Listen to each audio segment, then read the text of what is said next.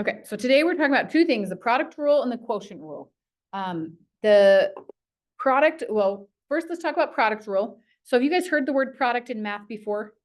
Anybody ever heard that word? Sometimes they say find the product of these two numbers. Does anybody know what it means when they say find the product of something? Do you remember? What? The total of what type of problem? Multiplying. Yes. So the product is what is the answer when you multiply two things together? So if you'll just write, just so you know, so you remember that, where it says product, just put like a little arrow and just put the word multiply. So the product, if you ever hear the word product, it just means what's the answer when you multiply the things together. So we're talking product rule, we're talking about multiplying. Also, you guys know, I'm assuming that if you see a dot, that means multiply, right? You've seen that before, the dot symbol. So on this whole paper, you'll notice this front side, there's a dot in the middle of all of them. So we're going to be multiplying on this whole front side. When you are multiplying, the tricky part or the difference with what we're doing today is it has variables. We actually did this in our last unit when we were doing multiplying, where we did the distributing, where you had to do like the rainbow stuff when we were multiplying with the variables. So when you are multiplying, this is the part you've got to remember, you add exponents together. So when you're multiplying, you always multiply the big numbers, the coefficients. So remember when we have something like this big number is called a coefficient. Those numbers you multiply. So if it says to multiply, you multiply the big numbers. Whatever the problem tells you to do, that applies to the big numbers. What's different is the small numbers. These little numbers, those are called exponents. The rules for those are different. So when it says to multiply, the big numbers get multiplied, and the little numbers we add, the exponents we add together. So multiply the big numbers, add the little numbers. The only difference with what we're doing today from last time is we're just going to have two parts, and we're going to have more than one variable. Before we just had only just x's or only just y's. This one we're going to have x's, y's, z's, a's, b's. So there's going to be more than one variable on some of the problems. But the rule is still the same. Let's just go right with number one. So first thing you notice is it does say we're multiplying. So if it has a times in the middle, you are multiplying the big numbers. So whatever the problem tells you to do, that's what you're doing with the big numbers. So the -8, the -7, you're multiplying them together. So I'm going to write out what we're doing on this first one. We're not going to do it on all of them, but on this one I will. So -8 times -7. So you can use your calculator if you need to. That's what you're typing in your calculator. So -8 times -7 gives me a positive 56. Make sure if you're putting in your calculator, you include the negatives. So the first number is going to be a 56. Then we look at the r's. So r to the 7th and r to the 9th, we are multiplying, which means we leave the r, but you add the exponents. So I'm going to do 7 plus 9, which is 16. That's going to be my exponent of the r. So when you're multiplying with letters, the variables, the small numbers, the exponents get added together. So you multiply the big numbers, add the exponents, the small numbers. And that's it. That would be our answer for this problem, 56r to the 16. Okay, number two. So same thing here. We just have an x. There's not multiple parts to it. So we take the big number, -9 and 3, multiply those together. So first you're going to do -9 times 3. And you can type that in your calculator. Don't forget the negative if you're putting it in your calculator. So -9 times 3 is -27. Then I have my x. Don't forget the x. Sometimes people write the little number, but forget the x. So be careful with that. Then if I add these small numbers together, so 4 plus 6, that's our little number. So that's going to give me a 10. So this small number is 10. Okay, so we've done stuff similar to this. Now we're going to do some with x's and y's and multiple different variables. When you have x's and y's and z's and there's more than just one letter, it doesn't matter what order the letters are written in. You can do x first, y first, z first. It doesn't matter. And sometimes even in the problem, they're going to be in different orders. Sometimes on this one, they have the x and y, x and y. Sometimes you might have x, y, and the other one will have y, x. It doesn't matter what order they're in, but you have to match the x's together and the y's together. So x goes with x, y goes with y, regardless of the order. The other thing you have to remember, this x right here, what's the small number? What's the exponent of that? A 1. Do not forget to write that. Anytime you have a letter with no small number right by it, you have to write it in there so that you don't forget. A lot of times on this type of problem, people use the 9, but the 9 goes with the y. The 1 goes with the x. So be really, really careful. If you ever see just a letter, no exponent, put a 1 there so you don't forget about it and you're less likely to miss it. So let's multiply our coefficients. 5 times -8 gives me a -40. And it doesn't matter at this point if I choose my x first or y first. I could do either one. You just pick one and then add the exponent. So I'm going to do x first. And then I take the 2 exponents that go with the x, 4 and 1. I'm going to add those together. So 4 plus 1 is 5. Then I'm going to do my y next. So I look at the y, has a 5 and a 9. So I add the 5 and 9 together. So 5 plus 9 is 14. And that's my answer. I can, like I said, change the order of the x and y. Normally you see it in alphabetical order, so like X, Y, Z or A, B, C, but it isn't wrong if it's not that way. But generally you do see it in alphabetical order. Okay, so there's that one. All right, so let's try number 4. So again, looking at this X right here, what's the little number going to be on this X? A 1. We don't have a number, so we're going to write the 1. And I want you to write it on there just so you don't forget, especially on your notes and even on your assignment. If you'll remember to write it, you're going to be less likely to forget about it as you get going through the problem. So multiply the coefficients, -5 times 7. And it might help you, like in your notes, if you write down what we're doing, if that's helpful to you, so that if you forget, you can look back at it later. So -5 times 7 is -35. Then we just look at x's. So there's an x to the first, x to the 10th. So add 1 plus 10 together to get 11. So x to the 11th. Now we look at our y's. So we're going to put a y next. And there's 5 and then there's no y's. So you're just trying to find the total number. If there's only 5, you're just going to write 5. So this case, it just stays a 5. Another thing, make sure that it looks the way I have it written. Don't put like the 11 above the x. It's kind of in the corner. So it's kind of diagonal from the x a little bit, just kind of in the corner. It's also up higher. Sometimes I see people write it like this and they put like the 11 big and the 5 big. So do you see the difference the way I have it written in that? Don't write it with them all the same size. Make sure the 11 is smaller and up kind of in the corner and the 5 is up in the corner. Don't put it on top of the letter, but kind of to the side of it. Okay, so I'm going to have you guys help me now. So let's do number 5. So Kylie, help me with the big number in the front. So if we multiply -2 and 3, what's that first number going to be? -6. Awesome. Okay, Jason, I'm going to have you help me with the u's. So what's my new little number going to be with the u's? 12, because we added 8 and 4 together. So we get 12. Awesome. All right, Brighton, what about my v's? What will my small number be for those? 16. 7 and 9 added, you get 16. Okay, so let's do number 6. Okay, big number first. All right, Kai, help me with that one. If we multiply the coefficients, what do we get? -24. Okay, and then we're going to do, we have A, B, and C. Again, remember that if the letters are in a different order, you still match A with A regardless of where they're at. So you've got to be extra careful. It's not always A first, B second, C third. Sometimes the letters are mixed up. So be really careful. So let's look at A's. So Kylie, help me with the A's. What's my exponent going to be for the A's? 15. We just added 8 and 7 together. All right. So Jason, can you help me with the B's? What's my new exponent going to be there? 12. 9 plus 3 is 12. And Brighton, what about C's? 10, because we add 4 plus 6. So you're just adding those little numbers, the ones with the C's you add together, the B's you add together, A's you add together. Again, be careful if they're in a different order that you don't add like an A and a B together. Be really careful with that. Okay, 7.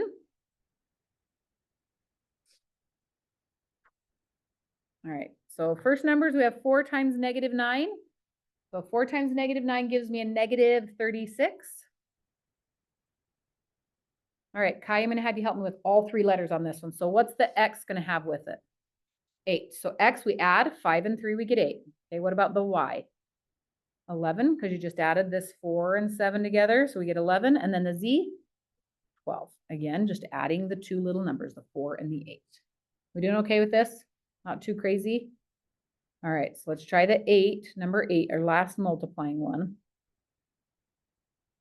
Okay, starting with our first number, multiplying the 8, -8, -3. So when you put that in your calculator, make sure you keep the negatives on both of those. So -8 times -3 is 24. All right, Jason, I'm going to have you help me with all three letters. So let's do X first. So what would my X go with? 12. So we added the 9 and the 3 to get that 12, right? Okay. What about the Y? What's it going to be? Just stay in 9 because there's only one of them. We only have this Y, so it just stays a 9. Perfect. So what about our Z? What's it going to have? 15. So the Z will have 15 because 5 and 10 is 15. If you wrote that in a different order, so let's say you wrote it like this: 24, X to the 12th, Z to the 15th, Y to the 9th. That's also correct. It does not matter what order they're in. As long as the 15 is by the Z, the 9 is by the Y, the 12 is by the X, the order is not important. Normally, generally, you will see it written X, Y, Z, alphabetical order. But if you write it in a different order, it is still the same thing. It's still correct. Okay? Any questions at all about that stuff? All right, so let's go to the back side. So now we're doing the quotient rule. Anybody know what the word quotient tells us to do? Division. Good. So quotient is when we divide. What's our answer going to be when we divide? So do a little arrow and write the word divide by quotient. So when we divide things, there's lots of symbols we can use for dividing, just like there's lots of symbols for multiplying. When you first started learning division, you probably saw this sign a lot. But we also have a fraction is division. If I did 3 over 5 as a fraction, this is a division symbol. So know that fractions and dividing mean the same thing. So if you look at this paper, all of them are just a bunch of fractions. The fraction line is the same thing as saying divide the two numbers. So if I have, or even if I wrote it like this, where it's kind of like to the side, 3 divided by 5, that's another way to write division. So know that looking at this whole page, all of these are just division problems, even though they look like a fraction. Fractions and divisions, they're the same thing. They mean the same thing. So when we are dividing, you divide the big numbers, divide the coefficients. When you're multiplying, you multiply coefficients. Dividing, you divide the coefficients. But the exponents, you're going to subtract the little numbers. So the little numbers is the rules you have to remember. When you're multiplying, you add. When you're dividing, you subtract. One thing that helps me remember dividing, see this divide line in these fractions? It kind of looks like a minus sign. So that helps me remember dividing and minus go together. That's not really why it's that way. It's just a kind of a trick to help you remember, okay, the divide line kind of looks like a minus sign. So that will help you remember to subtract.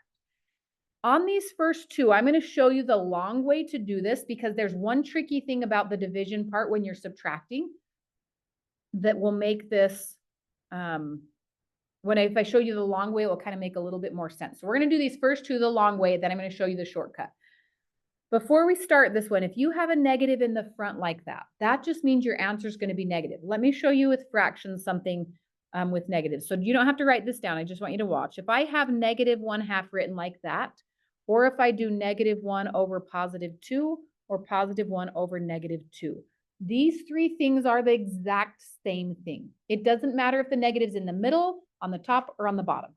It means the exact same thing. So no matter where the negative is, if there's only one negative, it just tells you it's a negative number. It doesn't matter where you write the negative. So in our problem, we have a negative in the middle. We're just going to put a negative on our answer. It doesn't matter if it was on the top or bottom in the middle. It's the same thing. If there's two negative, that's different. But if there's only one, it doesn't matter where it's written on the problem. Okay. So this negative, first thing I'm going to do is I'm going to put a negative in front of my answer. So I know my answer is going to be negative. Then I'm going to take the big coefficient numbers. So 4 and 2 are my coefficients, and I'm going to divide them. This is a division problem because it's a fraction. We know fractions are division. So in your calculator, you're going to do 4 divided by 2. And on this first, I'm going to write out stuff. I want you to write all the little steps out, and then we're going to do shortcuts on the rest. So 4 divided by 2 is just 2. So I'm going to have a -2 for my first thing. Now, I want you to write the p's. We're going to write the p's out the long way, and then I'm going to show you how it works, and then we're going to show you the shortcut. On the top, it's p to the 7th. That means there are 7 p's. So I'm going to write 7 p's. P times p times p 7 times. So do this with me. And you'll see why we don't do it this way. because it takes a long time to write 7. And if you had 20 of them, that would take forever to write these out. That's why we're going to learn the shortcut. But I want to show you what it looks like first. So 7 on the top, and how many P's are there on the bottom? What's the little number on the bottom? 2. So we're going to write 2 of them on the bottom. All right, so if we were to write that out long, just the P's, there are 7 P's on the top, 2 P's on the bottom. We are dividing here. So think of this. Don't write this part down. Just tell me what my answer is. What is 5 divided by 5? 1. So that's just 1. What is 10 divided by 10? What is 20 divided by 20? 1. What's 50 divided by 50? 1. Any number divided by itself equals 1, right? What if I do this? What is x divided by x? What do you think that is? Is it the same on top and bottom? Yes, it is exactly like having a number. So x divided by x is 1. So what would y divided by y equal? 1. So what's z divided by z? 1. No matter what it is, if you have the same thing on the top or bottom, whether it's a number or letter, it equals 1. So going to our p's now. So all this I'm going to get rid of so we're not getting confused. If we have a p divided by p, what is that going to equal? 1. If I have another p divided by p, what is that going to equal? 1. So every time there's a p on top and bottom, it equals 1. So this equals 1, this equals 1. And if we times anything by 1, the 1 just kind of goes away. So really, when you're dividing, if you have a p on top and bottom, I can just cancel them out. How many p's do I have left? 5. Are the p's on the top or bottom of my fraction? On the top. So there are 5 p's and they're on the top of my fraction. So I could go over here and just put a p to the 5th with that -2. Now let's look at the shortcut. Look at these numbers, 7 and 2. If I do 7 minus 2, what do I get? 5. That is the shortcut to get that 5. Because I'm essentially just canceling all of them that match and want to say how many are left. And that's the same as what subtraction means, canceling out anything and leaving the leftovers. Now let's look at this number 10 though. Number 10 is going to have one little thing that's different. So we're going to write it out the long way too. So let's first divide the big numbers. So we have 100 divided by 5. Is that 20? Is that right? Okay, so we have 20. So I'm going to write the b's out the long way on this one also. So I have 3 on the top. And then I have my division line and I have 7 on the bottom.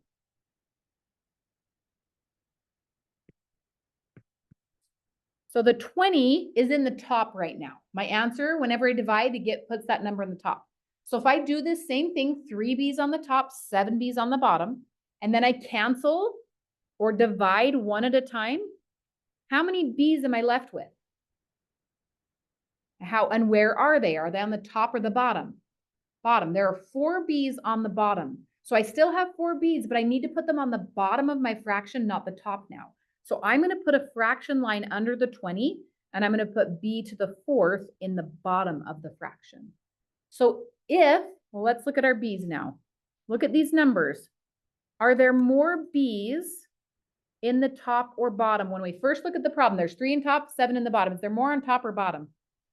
The bottom. So my b in my answer should be on the bottom.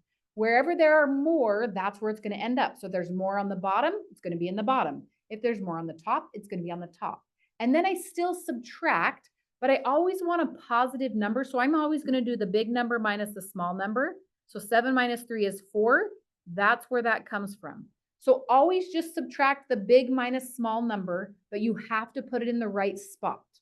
And you're always going to have positive little numbers. The exponents will always be positive. So that's my answer there. So shortcut, we're going to decide, is it bigger in the top or bottom? And then we subtract the numbers. So let's go to number 11. First step, always divide the big numbers. Sometimes people get mixed up and they start subtracting all the numbers. You divide the big, subtract the small. So we're going to take the -12 and -4, divide those. So -12 divided by -4 is 3. Now we're going to compare the a's. So I'm going to ask myself, the first question is there more in the top or bottom? So what do you guys think? Is there more a's in top or bottom? Bottom. So then I'm going to say, okay, I'm going to put a divide and put an a in the bottom. Then I'm going to say, okay, how many are there? So I'm going to look at the numbers. I'm going to take the big exponent minus the small one. 7 minus 6 is 1. So I just have an a to the first in the bottom. So first decide if there's more in top or bottom, then subtract and put that number as your exponent. All right, so number 12. Also with this one, do I have to write the 1 on the A? I don't have to. I can, or I could just write 3 over A. That's also the same exact thing. So you could write it either way. I don't care which way you write it. They're both correct. Okay, number 12. We have this negative in the front, so my answer is going to be negative. Then I take my 3 and 3, divide. 3 divided by 3 just equals 1. So I have a negative 1 to start. Okay, so I'm going to look at x's together and y's together. Be careful. Remember, sometimes they're in a different order. So it might have x then y, then x. You always match the x's no matter what order they're in. So in this case, the x's are both first.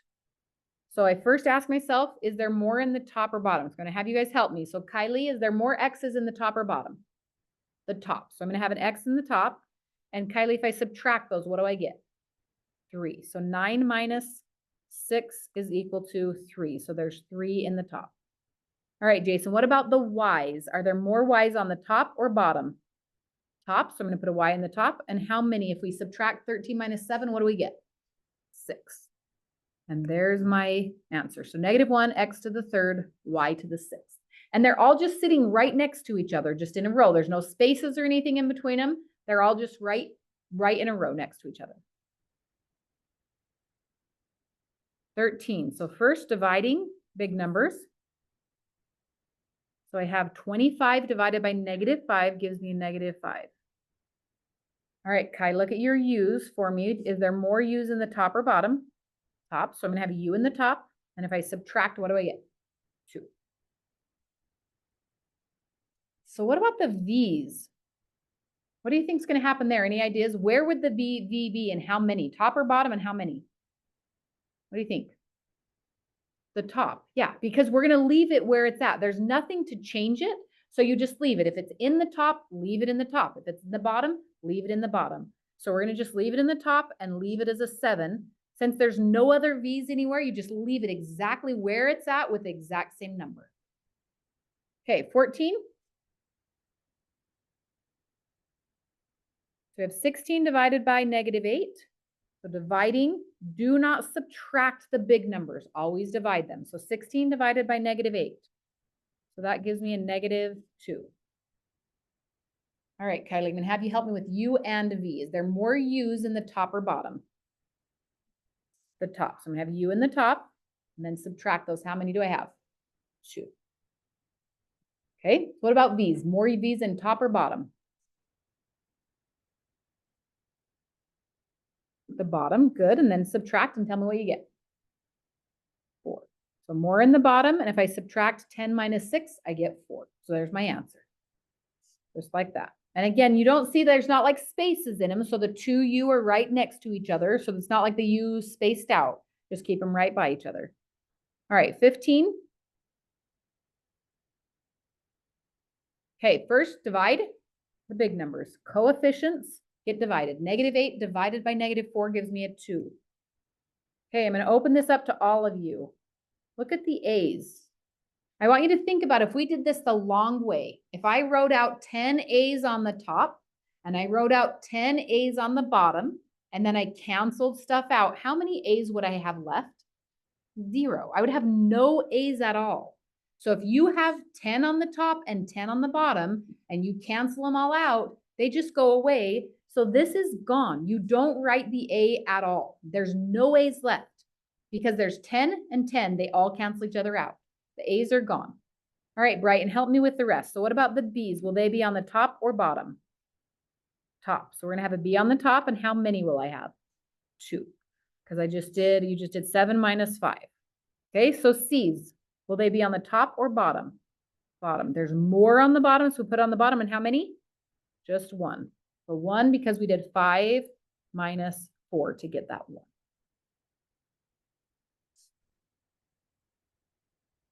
Okay, 16. All right, Jason, I'm going to have you help me with the 16. So if we divide the first numbers, 14 divided by 7, what's my big number going to be, Jason? 2. This one's tricky. Be careful. Do you notice the letters are in different orders on the top and bottom? Make sure the X's, Y's, and Z's go together. I don't care which letter you put first. You could start with X, you could start with Z, you could start with Y.